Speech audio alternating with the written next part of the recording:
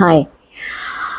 Have to move on நம்ம tips தான் பார்க்க போகிறோம். அதில் ஃபஸ்ட்டு டிப் வந்து அக்னாலஜ் யுவர் எமோஷன். அது எப்படி சக்தி அக்னாலஜ் பண்ணிக்க முடியும்? எனக்கு இவ்வளோ பெயின் இருக்குங்கிறத நான் உணர முடியும் அப்படின்னு சொல்கிறீங்க. எஸ், அதை நம்ம அக்செப்ட் பண்ணி தான் ஆகணும். ரியாலிட்டி அதுதாங்கிறத நம்ம அண்டர்ஸ்டாண்ட் பண்ணிக்கணும். இப்போ நான் அவங்கள மிஸ் பண்ணுறதுனால எனக்கு ரொம்ப பெயின் இருக்குது அப்படிங்கிறத அக்செப்ட் பண்ணுங்கள், அக்னாலஜ் பண்ணுங்கள். ஐ ஃபீல் சேட், இப்போது I feel bad, I feel painful அப்படிங்கிறத முதல்ல உணருங்க. நம்பர் 1.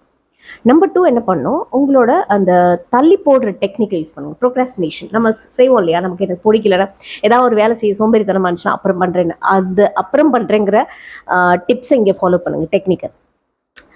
ஏன்னா சம்டைம்ஸ் வந்து தாட்ஸ் வந்துகிட்டே இருக்கும் அவங்கள பற்றி. அப்போ என்ன பண்ணுங்கள், ஓகே நான் இதை 5 மினிட்ஸ்க்கு அப்புறம் யோசிக்கிறேன், இல்லை ஒரு 10 மினிட்ஸ்க்கு அப்புறம் யோசிக்கிறேன், இல்லை ஒரு ½ அன் ஹவருக்கு அப்புறம் யோசிக்கிறேன், இல்லை இதை முடிச்சுட்டு யோசிக்கிறேன் அப்படின்னு ஏதாவது ஒரு விஷயத்துக்குள்ளே உங்களை டிஸ்ட்ராக்ட் பண்ணிக்கணும். அப்போ என்ன பண்ணுங்கள், அப்புறம் பண்ணுறேன்னு தள்ளி போட ட்ரை பண்ணுங்கள் இந்த விஷயங்களை. ஓகே. அடுத்து 3வது விஷயம், ஒரு சின்ன சின்ன கோலை அவங்களுக்கு செட் பண்ணிக்கோங்க. ஃபார் எக்ஸாம்பிள், இன்றைக்கி நான் இந்த புக் ஷெல்ஃபை க்ளீன் பண்ண போகிறேன், இல்லை என்னோட கபோர்ட்ஸை நான் க்ளீன் பண்ண போகிறேன், ட்ரெஸ் எல்லாம் அழகாக அடுக்கி வைக்க போகிறேன், இல்லை கிச்சனோட ஒரு ஏரியாவை நான் க்ளீன் பண்ண போகிறேன், இல்லை ஹால், அது மாதிரி ஒரு சின்ன சின்ன ஏரியா உங்கள் வீட்டில் எடுத்துக்கிட்டு அதை கொஞ்சம் கொஞ்சமாக க்ளீன் பண்ணும்போது அந்த டீக்ளட்டரிங் ப்ராசஸ் உங்களை அறியாமல் உங்களுக்குள்ளே நடக்கும். அடுத்து முக்கியமான விஷயம் ஜேர்னலிங்னு சொல்லுவோம்.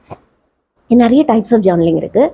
ஆனால் நீங்கள் ஃபஸ்ட்டு எழுத வேண்டியது அந்த ஹீலிங் ப்ராசஸ்க்காக. அது எப்படி எழுதணும்னு சக்தினா, ஏன்னா இது ஏன் நான் சொல்கிறேன்னா, எங்கிட்ட நிறைய பேர் தெரப்பி வரவங்களில் நான் ஒரு முக்கியமாக சொல்லணும், ஒரு பொண்ணு வந்திருந்தாங்க, 20 டேஸ் தூக்கமே இல்லாமல் வந்திருந்தாங்க. ஏன்னா அவங்க கண்ணு முன்னாடியே அவங்க பாய் ஃப்ரெண்ட் வந்து ஆக்சிடெண்ட்டில் இறந்து போகிறாரு. அந்த பொண்ணு அதுக்கப்புறம் சூசைட் பண்ணிக்க ட்ரை பண்ணுறாங்க. ஆனால் அவங்கள காப்பாற்றினாலும் ஒரு 20 டேஸ் அந்த பொண்ணால் தூங்க முடியல. Then she came for the therapy. அப்போ தெரப்பி வரும்போது நான் அவங்களுக்கு கொடுத்த எல்லா தெரப்பியை விட, எல்லா ப்ராசஸை விட நான் அதிகமாக நம்பினது அந்த ஜேர்னலிங் ப்ராசஸ் தான். அந்த ஜேர்னலிங் ப்ராசஸில் அந்த பொண்ணு எழுத ஆரம்பிக்க அந்த பொண்ணுக்கு சில ட்ரிக்ஸ் நான் சொல்லி கொடுத்தேன். எப்படி எழுதணும், என்ன வேலை கொண்டு போகணும், அந்த ஸ்டெப் பை ஸ்டெப் அந்த பொண்ணு ஃபாலோ பண்ணி எழுத complete healing process takes place. First day அந்த பொண்ணு செஷனுக்கு வரும்போது ஒரே அழுதுகிட்டே தான், அந்த கண்ணீர் கொட்டிக்கிட்டே இருக்கு. அந்த பொண்ணை பேச முடியல, சத்தம் இல்லாத அவ்வளோ அழுக. அந்த பொண்ணுக்கிட்ட நான் ஒரே ஒரு கேள்வி தான் கேட்டேன், to you want to convey anything to him, ஏதாவது அந்த பையனுக்கு சொல்லணும்னு நினைக்கிறியா அப்படின்னு. அப்போ அந்த நோட் புக் எடுத்து எழுது அப்படின்னு சொல்லி ஒரு நோட் புக் எடுத்து இந்த பொண்ணு எழுதுறா. அவ்வளோ நேரம் செஷனில் 45 மினிட்ஸ் செஷனில் ஆல்மோஸ்ட் 40 மினிட்ஸ் அந்த பொண்ணு எழுதிட்டே தான் இருந்தாங்க. கடைசி 20 மினிட்ஸ் தான் நாங்கள் உட்காந்து பேசினோம். அப்போ கூட அந்த பொண்ணு கொஞ்சம் தான் ரெஸ்பாண்ட் பண்ணாங்க. ஆனால் அந்த பொண்ணுக்கு ஒரு ஃபீல் தெரிஞ்சுது, சக்தி ஐ ஃபீல் பெட்டர் அப்படின்னு சொன்னான். முதல்ல ஒரு அந்த ஹெவினஸ் குறைஞ்சிருக்கு. எப்போவுமே அந்த ஜேர்னலிங்கில் அது ஒரு டெக்னிக். அது எப்படி எழுதணும்னா, சென்சார் இல்லாமல் உங்கள் மனசில் தோன்ற எல்லா விஷயத்தையும் எழுதுங்க. எழுதி முடிச்சு உங்கள் தாட்ஸ் தீர்ந்து போனதுக்கப்புறம் தாட்ஸ் தீர்ந்து போச்சுன்னு எழுதுங்க. ஸோ அந்த மாதிரி நீங்கள் எழுத ஆரம்பிக்கும் போது பெரிய ஹீலிங் ப்ராசஸை நீங்கள் உணர முடியும். எழுதிட்டு எனக்கு சொல்லுங்கள் மறக்காமல். அண்ட் 4வது விஷயம் என்ன பண்ணணும் அப்படின்னா, சின்ன கோல்ஸ் செட் பண்ணுறது, இந்த ஜேர்னலிங் எழுதுறது, அதுக்கப்புறம் உங்களோட செல்ஃப் கேர் ரொம்ப இம்பார்ட்டன்ட். எனக்கு யாரும் இல்லை இப்போ எதுக்காக, யாருக்காக நான் வந்து ட்ரெஸ் பண்ணணும், யாருக்காக நான் தலை செய்யணும் அப்படின்னு நினைக்காம உங்களுக்காக நீங்கள் அதை செய்யணும். உங்களுக்காக நல்லா ட்ரெஸ் பண்ணிக்கணும், உங்களுக்காக நீங்கள் உங்களை பார்த்துக்கணும். உங்கள் self care is most important. உங்கள் health as well as beauty, எல்லா விஷயத்துலையும். அடுத்து புது விஷயங்களை கற்றுக்க ஆரம்பிங்க. அது உங்களுக்கு பிடிச்சிருக்கோ பிடிக்கலையோ, தேவையில்லையோ அது வேணாம். ஆனால் உங்களை அதை டிஸ்ட்ராக்ட் பண்ணுது இப்போ அந்த மொமெண்ட்லேருந்து அப்படின்னா அதுக்குள்ளே என்கேஜ் ஆகுது. நிறைய பேர் வந்து இந்த டைமில் பார்த்தீங்கன்னா, நிறைய பேர் அவங்க புது விஷயங்களை ரொம்ப ஈஸியாக குயிக்காக கற்றுக்குவாங்க. இந்த ஹீலிங்கில் இருக்கிறவங்கள பார்த்தீங்கன்னா, டெக்னாலஜியோ இல்லை ஒரு புது புக்ஸோ வேகமாக படித்து முடிச்சிருப்பாங்க. ஏன்னா அவங்களுக்கு அந்த டிஸ்ட்ராக்ஷனுக்காக ஒரு டைமாக அதை பார்க்குறதுனால they will spend more time. அந்த டிஸ்ட்ராக்ஷனுக்குள்ளேயே இருந்துக்கிட்டால் நல்லா இருக்குமேன்னு they will spend more time and they learn a lot of steps. So try to utilize your focus. அந்த மாதிரி இருக்கும்போது, ஏன்னா உங்கள் ஃபோக்கஸ் ரொம்ப அதிகமாக இருக்கும் இப்போ. ஸோ உங்களால் புது விஷயங்களை ரொம்ப ஃபாஸ்ட்டாக கற்றுக்க முடியும். Try to learn that. அடுத்த முக்கியமான விஷயம், கிராட்டிடியூட் ஜேர்னல் டெய்லி எழுத ஆரம்பிங்க. ஒரு 1 வீக் அப்புறம் எழுத ஆரம்பிங்க. எப்படின்னா, இன்னைக்கு டேயில் எனக்கு என்ன 3 முக்கியமான விஷயங்கள், 3 விஷயங்களுக்கு நான் என்ன தேங்க்ஸ் சொல்ல விரும்புகிறேன், 3 விஷயங்கள் என்ன அப்படின்னு உட்காந்து எழுதுங்க. Daily I want you to write it like this. இந்த ப்ராசஸை நீங்கள் பண்ணும்போது ஒரு 21 டேஸில் you could see lot of difference உங்களோட ஹீலிங் ப்ராசஸில் நடந்திருக்கும். அதுக்கப்புறம் கொஞ்சமாக set goals for your life and career. அப்படி கொஞ்சமாக அப்புறம் ஒரு டெய்லி ஃபியூ மினிட்ஸை உங்கள் விஷுவலைஸ் பண்ணுங்கள். என் லைஃப் எப்படி இருக்கணும், என்னோடய ஃப்யூச்சர் எப்படி இருக்கணும் அப்படின்னு விஷுவலைஸ் பண்ணி எழுத ஆரம்பிங்க. ஏன்னா மோஸ்ட்லி ஏன் நம்ம வந்து இந்த மூவ் ஆன் பண்ண மாட்டோம் அப்படின்னா, அந்த ஃபியர் அபவுட் த ஃப்யூச்சரில் என்ன நடக்கும் எப்படி இருக்கும்னு தெரியாமட்டால அந்த அந்த தெரியாத விஷயத்த நம்ம பிரெயின் வந்து அந்த பெயினோட இருக்க பிரெயின் வந்து பார்க்க விரும்பாது. அப்போ என்ன பண்ணும், தெரிஞ்ச விஷயம் அது பெயினாக இருந்தாலும் பரவாயில்ல, ட்ராமாவாக இருந்தாலும் சரி, இல்லை நான் என்னோட பாஸ்ட்லேயே போய் உட்காந்துக்கிறேன் அப்படின்னு போய் உட்காந்துக்கிறோம். ஸோ அந்த பாஸ்ட்லேருந்து உங்களை வெளியில் எடுத்துகிட்டு வரணும்னா ரொம்ப முக்கியமான விஷயம், உங்கள் ஃப்யூச்சர் எப்படி இருக்குங்கிறத உங்கள் பிரெயினுக்கு காட்டணும். அப்போ விஷுவலைஸ் பண்ணுங்கள். ஒரு ஃபியூ மினிட்ஸ் விஷுவலைஸ் பண்ணுங்கள். இப்படி இருக்கணும் என் லைஃபு, இவங்கெல்லாம் என் கூட இருக்கணும், இந்த மாதிரி மனிதர்கள் இருக்கணும், இந்த மாதிரி இருக்கணும் என் லைஃப் ஸ்டைல், இவ்வளோ பணம் இருக்கணும் என் அக்கௌண்ட்டில், இவ்வளோ இந்த மாதிரி கார் இருக்கணும், இந்த மாதிரி வீடு இருக்கணும், இந்த மாதிரி ஒரு அட்மாஸ்பியரில் நான் இருக்கணும், இப்படி லைஃப் ஸ்டைல் இருக்கணும் அப்படின்னு விஷுவலைஸ் பண்ணிகிட்டே இருங்க.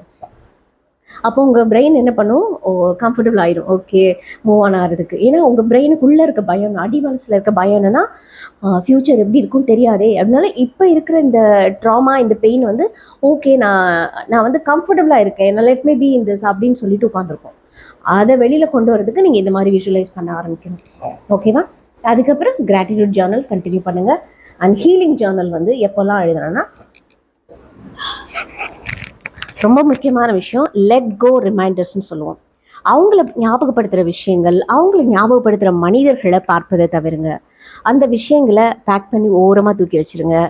இல்லை உங்கள் கண்ணுக்கு எட்டாவது தூரத்தில் வச்சுருங்க, லாக் பண்ணி வச்சுருங்க, பார்க்காதீங்க. அந்த விஷயங்கள் உங்களுக்கு ரிமைண்டர் கொடுக்காத அளவுக்கு உங்களை கொஞ்சம் நாளைக்கே தள்ளி வச்சுக்கோங்க. எது வரைக்கும்னா அந்த பாஸ்ட்லேருந்து உங்கள் பிரெயின் கொஞ்சம் ஸ்டெபிளைஸ் ஆகி வெளில வர வரைக்கும்.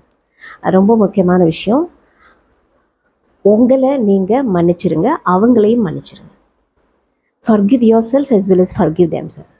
ஏன்னா இந்த ஃபர்கிவ் நான் சொல்கிறேன் அப்படின்னா, நிறைய டைமில் ஒரு கோவம் இருந்துக்கிட்டே இருக்கும். அவங்க வந்து இது மாதிரி பண்ணிட்டாங்க, அது மாதிரி பண்ணிட்டாங்க அப்படின்னு.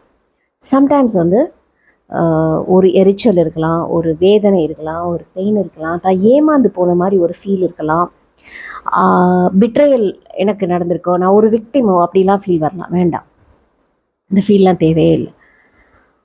அவங்க உங்கள் லைஃப்பில் வந்தாங்க, ஏதோ ஒரு பர்பஸ்க்காக வந்தாங்க. உங்கள் லைஃப்பில் கொஞ்ச நாள் நீங்கள் ஹாப்பியாக இருந்திருப்பீங்க. அந்த ஹாப்பினஸ்க்கு கிராட்டிடியூடோடு இருங்க. அண்ட் அவங்க வந்துட்டு போகும்போது ஏதோ ஒரு லேர்னிங் உங்களுக்கு கிடச்சிருக்கும் இல்லையா, அந்த லேர்னிங்க்கும் நீங்கள் கிராட்டிடியூடோடு இருங்க. ஸோ அப்படி இருக்கும்போது நீங்கள் ஈஸியாக அவங்கள மன்னிச்சிடுவீங்க. ஏன் அவங்கள மன்னிச்சு லெட் கோ அப்படின்னு நான் சொல்கிறேன் அப்படின்னா, அப்போ தான் நீங்கள் ஃபுல் ஃப்ளெஜ்டாக ஒரு கம்பேஷனோட்டோடு வாழ முடியும். இல்லைனா நீங்கள் ஒரு உடஞ்சி போன மாதிரி ஒரு பெயினோடு தான் வாழ முடியும். அந்த ப்ரோக்கன் ஹார்ட் வந்து can become a compassionate energy.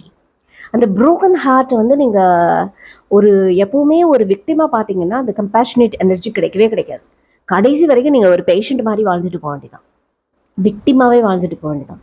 ஆனால் நீங்கள் கம்பேஷனேட்டோட ரொம்ப ஹாப்பியாக வாழணும்னு நினச்சிங்கன்னா நீங்கள் செய்ய வேண்டிய ஒரே ஒரு காரியம் மன்னிக்கணும்.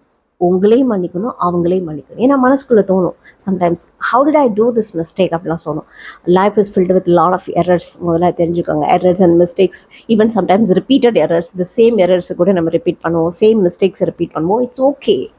ஸோ எல்லாத்துக்கும் உங்களை கொஞ்சம் மன்னிச்சுட்டு கொஞ்சம் உங்ககிட்ட அந்த கருணையோடு நடந்துக்கோங்க, விச் இஸ் மோஸ்ட் இம்பார்ட்டன்ட். இந்த உலகத்தில் இருக்க எல்லாருக்கிட்டையும் நீங்கள் அன்பாக இருக்கீங்க, கருணையோ காட்டுறீங்க, அந்த கருணையில் கொஞ்சம் உங்களுக்கும் காட்டுது, விச் இஸ் மோஸ்ட் இம்பார்ட்டன்ட். ரொம்ப மனசு கஷ்டமாக இருக்கா, உங்கள் ஃப்ரெண்ட்ஸை கூப்பிட்டு ஃபோனில் பேசுங்க, எக்ஸ்பிரஸ் யுவர் செல்ஃப். ஜேர்னலிங் எழுது, ஆனால் நம்பிக்கையான மனிதர்கள்கிட்ட பேசுங்க, பிரச்சனை மாட்டிக்காதீங்க. ஜேர்னலிங்கே நிறைய ஹெல்ப் பண்ணும். அண்ட் ஒரு ஜேர்னல் எப்போவுமே பர்சனலாக வச்சுக்கோங்க, யார்கிட்டையும் காட்டாதீங்க. இல்லை ஜேர்னல் எழுத முடியல சக்தியினாலனா ஒரு பேப்பர் எடுத்து எழுதிட்டு அந்த பேப்பரை கிழிச்சு போட்டுருங்க, யாருக்கும் தெரியாமல். பட் நீங்கள் எழுதுறது எல்லாமே உங்கள் மனசில் இருக்கிற அவ்வளோ விஷயங்களும் விதவுட் சென்சார் அப்படியே எழுதி கொட்டிடுங்க. எழுதி கொட்டி தீத்துட்டு கிழிச்சு போட்டுருங்க. இந்த டெக்னிக் நீங்கள் ஃபாலோ பண்ணி பாருங்கள், அவ்வளோ சேஞ்சஸ் உங்களுக்கு தெரியும், அவ்வளோ ரெஃப்ரெஷ்டாக இருக்கும். உங்கள் பிரெயின் இங்கே எப்போவுமே எம்டியாக இருக்கும். ஸோ இங்கே எம்டியாக வச்சுக்கும் போது நம்ம லைட்டாக ஃபீல் பண்ணுவோம், ரொம்ப ஹாப்பியாக இருப்போம், புது விஷயங்களை நம்மளால் கற்றுக்க முடியும், அண்ட் ப்ரெசென்ட்டில் வாழ முடியும். ட்ரை பண்ணிவிட்டு சொல்லுங்கள். With that note, this is Shakti signing off. Thank you so much for watching my video. இது யாருக்காவது யூஸ்ஃபுல்லாக இருக்கும்னு நினச்சிங்கன்னா மறக்காமல் அவங்களுக்கு ஷேர் பண்ணுங்கள். Bye bye, take care.